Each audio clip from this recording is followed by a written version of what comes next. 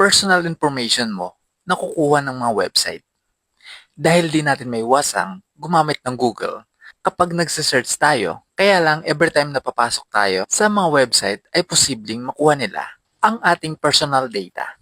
At kung paano natin maiwasan yan, ay sundan mo lang ako. Open mo ang Google Chrome. I-click ang 3 dot sa taas. I-click ang settings. I-click ang site settings. Ito po ang una, ang automatically remove permission.